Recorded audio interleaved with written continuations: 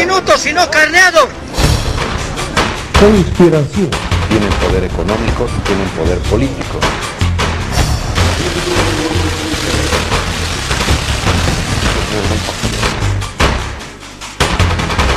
Fighting mode.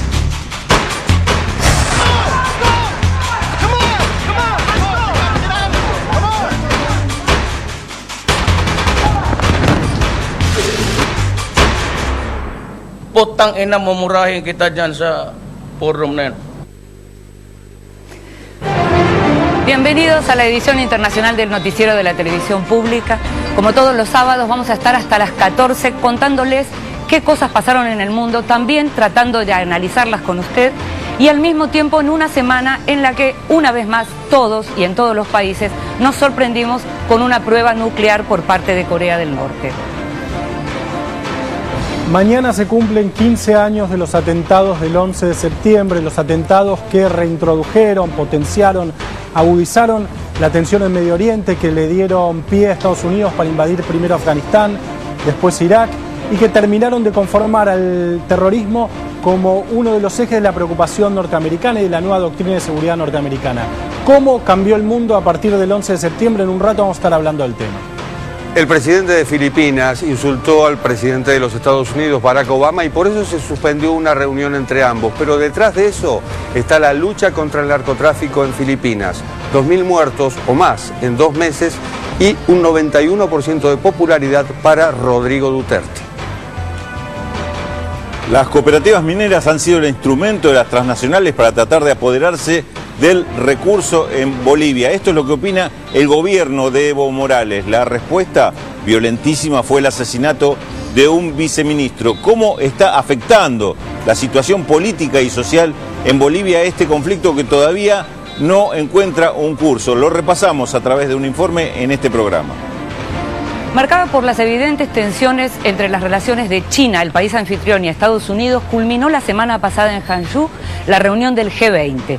Los 20 países que integran ese grupo se comprometieron a defender la libertad de comercio y al mismo tiempo a proponer un plan para hacer crecer nuevamente la economía mundial.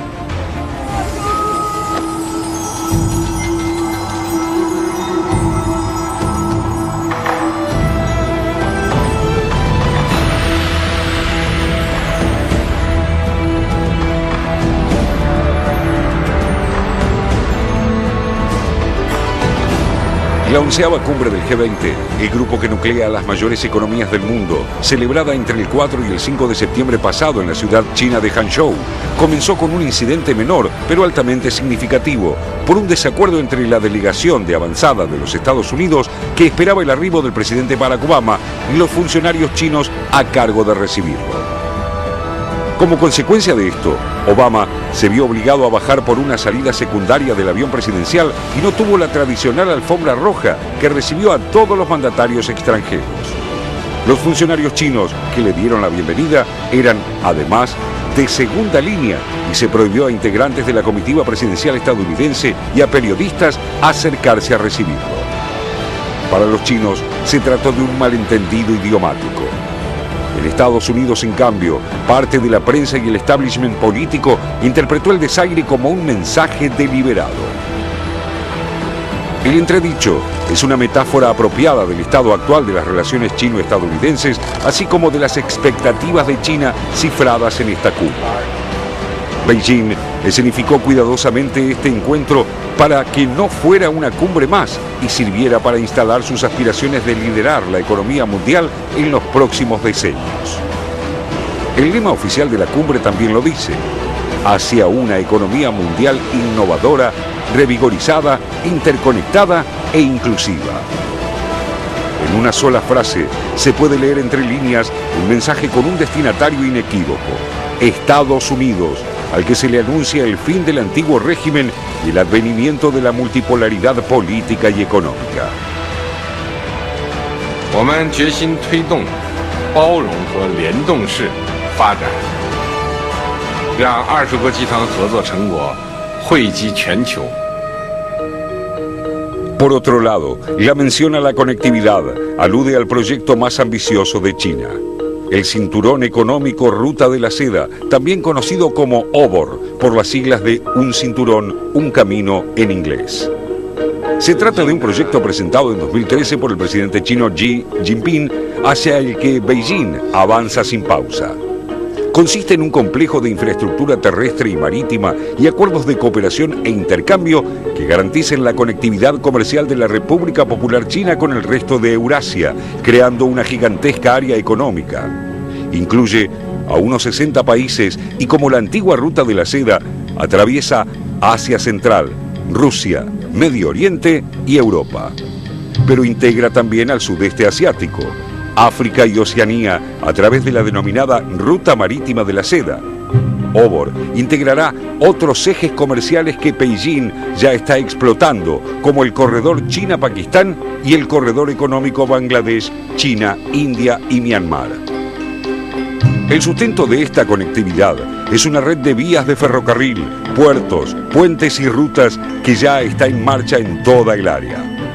Las inversiones para construir y convertir en funcional esa red se calculan entre 4 y 8 trillones de dólares y China tiene esos fondos. Planea canalizarlos a través del Banco de Inversión en Infraestructura Asiática, un banco de desarrollo multilateral al que ya adscribieron 57 países, entre ellos las principales economías de la Unión Europea como Alemania y Francia, y comenzó a operar en diciembre de 2015 con un capital de 100.000 millones de dólares. En la cumbre de Hangzhou, Canadá anunció que se sumaría al proyecto al que dos países no fueron invitados, Estados Unidos y Japón. Se trata de la respuesta china a los dos proyectos complementarios con los que Estados Unidos espera seguir liderando la economía mundial. El TPP, o Acuerdo Transpacífico de Cooperación Económica, centrado en la denominada Cuenca del Pacífico, y el TTIP, la Asociación Transatlántica para el Comercio y la Inversión, con el que Washington busca absorber todo su comercio con Europa. En ambos casos, estos acuerdos han sido criticados por poner en su centro a las transnacionales y al capital estadounidense por sobre los intereses regionales, nacionales y de los consumidores. America's interest in the Asia Pacific is not new. It's not a passing fad. It reflects fundamental national interests. And in the United States, across the political spectrum, there's widespread recognition that the Asia Pacific will become even more important in the century ahead, both to America and to the world. Mientras los chinos avanzan en su nueva Ruta de la Seda a través de pasos concretos, los dos proyectos propiciados por Estados Unidos aún esperan ser ratificados, y en el caso del TTIP, Alemania y Francia anunciaron que las negociaciones se encuentran en un impasse porque, como afirmó el vicecanciller alemán Sigmar Gabriel, Europa no se someterá a las demandas estadounidenses.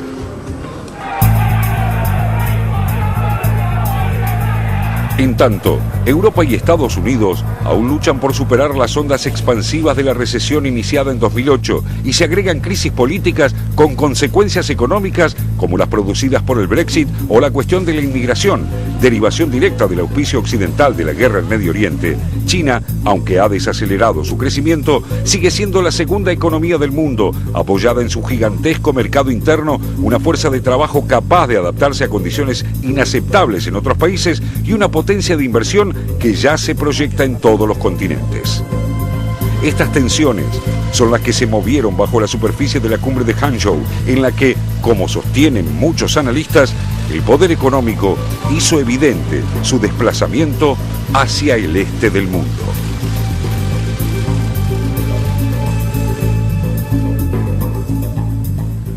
Decía el informe que 8 años después de la crisis del 2008, precisamente todavía se sienten los efectos, las ondas expansivas de lo que fue esa crisis, y a la que se suma en Europa la salida del Reino Unido del bloque, ¿no? Y al mismo tiempo mencionábamos nosotros, Raúl, lo que tiene que ver con la necesidad y el compromiso de reactivar la economía del mundo.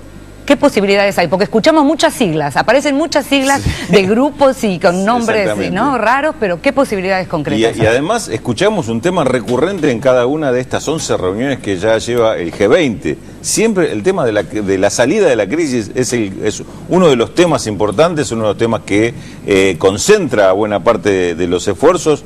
Quizás la única novedad que haya que apuntar en esta oportunidad haya sido el acento que se puso en el tema de la lucha contra la evasión fiscal, la lucha contra las guaridas fiscales, también llamado paraísos fiscales, porque hay una gran preocupación de que esto termine filtrando las posibilidades de inversión que existen dentro de una recuperación que sigue siendo muy lenta, muy limitada, muy condicionada, pero hay mucho temor en que esto pueda producir un nuevo derrape financiero y quizás una nueva crisis como la del 2008, ¿no? Cuando estamos hablando de la lucha contra la evasión fiscal, ¿también podemos confiar que eso ocurra? Es decir, ¿se puede limpiar eso?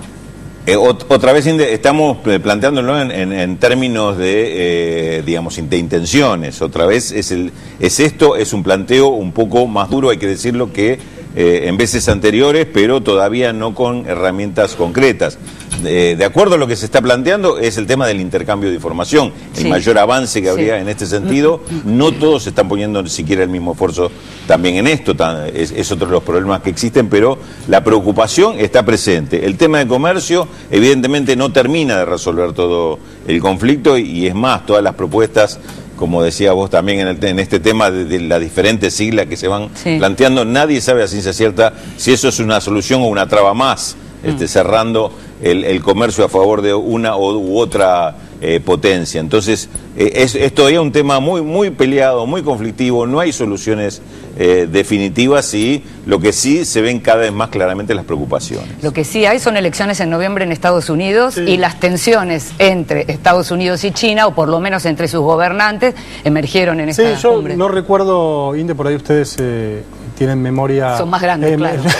No quise decir eso. Sí, quisiste tienen mejor memoria. Además, Jorge Elías y yo tenemos prácticamente la misma edad. No, lo que quería decir es que yo no recuerdo una cumbre del G20 en la cual la escenificación de las tensiones entre China y Estados Unidos haya estado tan visible, digamos, ¿no? Claro. Siempre está por abajo, está subterráneo, o sea, hay comentarios, documentos, reuniones, cosas que van y vienen. Acá se vio de manera muy clara una discusión entre un funcionario chino y un funcionario estadounidense acerca de si los periodistas se podían acercar o no acercar. Me parece que atrás de esto está la disputa, que efectivamente es la disputa de los próximos, no sé, 50 años, entre Estados Unidos y China. Una disputa que tiene una dimensión militar, que está sobre todo centrada en los mares, digamos, ¿no? Me acuerdo una nota de Federico Merque, creo que en el diario La Nación, que decía que era muy interesante que en el siglo XX las disputas militares, los conflictos militares son como conflictos de aire y tierra, digamos. Justamente ¿no? a propósito de lo de Filipinas y China. Claro, efectivamente. Ahora, en el siglo XXI la disputa es una disputa de cielos y mares, digamos, ¿no? Pues está centrada sobre todo en el mar de China. Una disputa comercial, lo mencionaba Ruller recién, con estas siglas estrambóticas o novedosas que uno escucha, el Tratado Transpacífico, el Transatlántico, esta nueva ruta de la seda que tiene que reconstruir China. Y en el fondo esto también una disputa por los dos modelos de soft power, de poder blando que cada uno tiene, digamos. De un lado el sueño americano, esta idea que Estados Unidos supo transmitir al mundo de, bueno, un país en donde era abierto a la gente que llegaba y que con esfuerzo, tus sueños, que podés llevar adelante tus sueños si te esforzás, si trabajás y demás. Y por el otro lado el modelo chino es un modelo de desarrollo diferente, porque en el fondo detrás de esto hay un modelo de desarrollo a la estadounidense, un modelo de desarrollo a la china. Me parece que esto se vio en la cumbre como no se había visto nunca antes de manera tan gráfica, ¿no? Modelo de desarrollo, decimos por un lado, pero por otro lado, algo que a mí me sorprendió también, tiene que ver con que en el momento que el presidente Xi Jinping habló de Argentina y concretamente dijo aquello de bienvenidos al mundo, habló en nombre del mundo. Que China hable en nombre del mundo resultó algo raro, ¿no? Tan raro como que China en este momento le esté diciendo a Barack Obama lo bueno que es el libre comercio. Claro. Es decir, aquellos que fomentaron el libre comercio en su momento, que eran los Estados Unidos, la globalización y demás, hoy le están diciendo o están escuchando de parte de China, que se supone que es mucho más proteccionista, a partir de su ingreso en la Organización Mundial de Comercio de 1997, empezó a cambiar algo, pero le está diciendo a los Estados Unidos lo que tiene que hacer.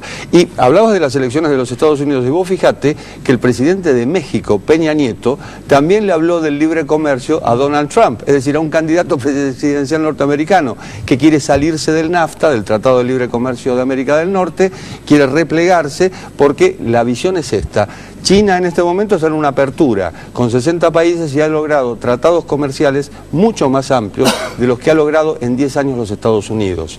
Los Estados Unidos están en un momento de repliegue desde lo que ya se llama Gran Recesión, que fue 2008, la crisis de 2008 después de la Gran Depresión de 1930. Entonces es como que el mundo ha cambiado y al menos en las charlas y en los discursos hay un cambio muy importante.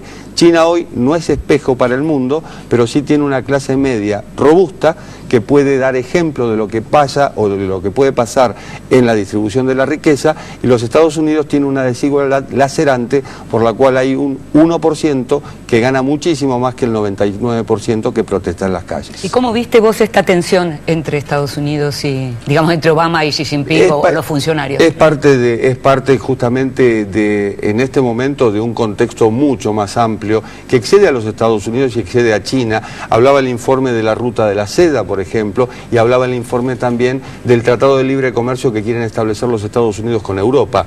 Ahí hay un tercero en discordia, no es Asia, no es Estados Unidos, es Europa. Y tras Europa van los dos, es decir, va China y van los Estados Unidos en un mundo que se presume multilateral nuevamente o multicultural nuevamente después de haber sido unipolar, esto tras la caída del muro de Berlín. Ahora, lo que yo les pregunto a los tres, el mundo hoy no puede prescindir de China. No hay manera. Ahora, si te fijas, por ejemplo, el del comercio de América Latina, bueno, Rulo lo sabe mejor, China es el primero o segundo socio comercial de casi la mayoría de los países de América Latina. Hace 20 años era, no sé... Quiero decir, cuando hablamos de patrón de la vereda, que durante tanto tiempo mencionábamos a un solo país, hoy no mencionamos a un solo país. Claro, el tema es ese, el mundo no puede prescindir de China. Ahora, ¿quién le da el lugar a China? ¿Qué va a ocupar China? El que le corresponde según el pensar occidental o el que China va a conquistar. Hacía bien la referencia a Jorge recién respecto a ese poder que tiene de negociación que tiene China en el mundo. Yo le agrego un elemento más, el financiero. Insólitamente, China desplazó a los grandes bancos como el Banco Mundial, el Fondo Monetario o el BID en la región. Saca la billetera es de China. Saca la billetera y no hay con qué competirle. Te financia grandes obras de inversión de infraestructura por el 100% del valor y en los términos más económicos para el país que puede conseguir en el mundo. Entonces, esto también es un elemento de muchísima fuerza para entrar donde quiere entrar China, en países que le ofrezcan acceso a los recursos naturales. Que, por ejemplo, en América Latina, lo que es fundamental. China te ofrece financiamiento, te ofrece mercado propio y te pide participar de los recursos naturales. Para América Latina, la propuesta china es demasiado atractiva como para mirar para un costado. Pero, José... ¿Y qué hacemos con el tema de los derechos humanos? Bueno, es que ese es otro ¿Dejamos planteo. de mirar esa parte? Ese es otro planteo que me parece interesante, que es que Estados Unidos, con toda su hipocresía y su inescrupulosidad en cuanto a su política exterior y demás, tiene un planteo, una mirada sobre lo que Estados Unidos considera deberían ser los derechos humanos en el mundo. China no tiene ningún problema. Uno podría decir, bueno, Estados Unidos tiene que Arabia Saudita como socio principal, es cierto, digamos, pero al mismo tiempo invade países en nombre de los derechos humanos. China quiere comprar y vender, por eso me parece que el declive de la hegemonía norteamericana, que lo estaba planteando recién Jorge, parece interesante pensar cómo es un declive que se da de manera pacífica, digamos, en el sentido que no hay una guerra a la vista, hay tensiones, hay conflictos, hay un montón de cosas, no hay una guerra mundial a la vista, por lo menos en el horizonte de corto plazo nadie se lo imagina, digamos. Entonces, el declive de otros imperios, del imperio británico, del imperio turco, del imperio romano, si uno se va al fin de los tiempos, fueron declives que tuvieron conflictos bélicos en el medio. Este declive es un declive progresivo, lento, pero que no tiene un conflicto bélico abierto, por lo menos en el corto plazo. Me parece también interesante pensar eso. ¿Qué pensás en relación al tema de derechos humanos, concretamente? ¿A cómo hacemos negocio con cualquiera? ¿Se hace negocio con cualquiera? En este momento, digamos que prima el pragmatismo, esto es lo que se ha demostrado. Y yo creo que hay mucha hipocresía, como decía José, esta es una realidad. La Comisión de Derechos Humanos de Naciones Unidas permanentemente está diciendo lo que ocurre en China y en otros países con los cuales también se hacen negocios. Esta es otra realidad. En América Latina hemos apañado a Cuba durante muchos años con presos políticos y así sucesivamente con otros regímenes que han pasado por la región. La realidad indica que a partir de primero de la voladura de las Torres Gemelas, los Estados Unidos se repliegan y luego a raíz de la caída del ALCA en 2005 aquí en Argentina, los Estados Unidos dejan de mirar a América Latina, si es que la miraban en algún momento, y se han ocupado de tratados bilaterales, es decir, tratados con Colombia, con México, con Chile y demás, pero ya no de un área de libre comercio. Y China, sigilosamente, ha empezado a ingresar en esos años, sobre todo, con inversiones productivas que, por lo pronto, daban lo que más se necesitaba en la región, mencionaba recién que Raúl. es el empleo. Bueno, frente a esto, evidentemente, una cosa es el capital y otra cosa son los valores, lo cual no debería ser así, no debería haber tanta hipocresía en el mundo, pero existe esa hipocresía. Entonces, donde hay necesidad, es la necesidad de capital, con tal de que no se trasplanten esos valores, es decir, de que no se copie el modelo chino, sobre todo vinculado con los derechos humanos. Bueno, este fue apenas el primer informe, todavía tenemos mucho más. Hola, Félix. Hola, ¿qué tal, Inde? Bueno, nos vamos a ir a la primera pausa. Recuerden, hasta las 14 estamos como lo hacemos sábado a sábado en Televisión Pública Noticias Internacional. Y claro está, les vamos a adelantar los temas que vamos a desarrollar en los próximos bloques. Conflicto minero en Bolivia. Los asesinatos de un viceministro y de 5 trabajadores cooperativistas dejaron al descubierto las tensiones políticas y sociales que desafían al gobierno de Evo Morales. Y también, cuando volvamos, a 15 años del 11S, con un alto costo en vidas humanas, Estados Unidos y el mundo aún viven las consecuencias de los atentados a las Torres Gemelas en Nueva York. Todo esto y mucho más se lo contamos luego de la pausa en Televisión Pública Noticias Internacional. Ya volvemos, no se vayan.